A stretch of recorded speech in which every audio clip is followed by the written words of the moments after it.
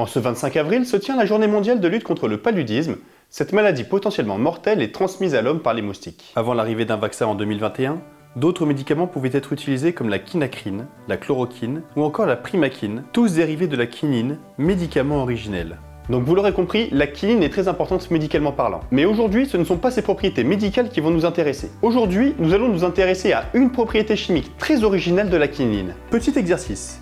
J'ai ici un extrait contenant de la quinine. Comment puis-je m'assurer que cet extrait contient effectivement cette molécule? On pourrait cristalliser le mélange et l'analyser par cristallographie par rayon X afin de s'assurer de la présence de quinine dans le mélange. On pourrait aussi utiliser l'analyse thermogravimétrique qui permettrait de déterminer la composition exacte de la quinine. Oui, on pourrait faire tout ça ou on pourrait aussi tout simplement éteindre la lumière. Waouh, c'est vraiment magnifique. Et pour comprendre comment ça marche, rallumons la lumière. Ce que j'ai dans les mains s'appelle une lampe UV. En éclairant la quinine avec cette lampe UV, la quinine va exprimer toute sa fluorescence. Mais comment ça se fait?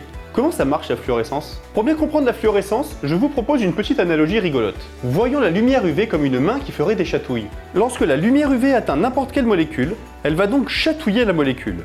Celle-ci va vibrer dans tous les sens, et lorsqu'elle n'en pourra plus, elle relâchera toutes ses tensions en riant. Et tout comme chaque humain a un rire différent, chaque molécule aussi. Certaines vont bouger dans tous les sens et faire chauffer le mélange, d'autres pourront même se dégrader physiquement, et enfin une minorité brillera de manière intense. Et c'est le cas de la quinine qui brille de cette fluorescence bleutée.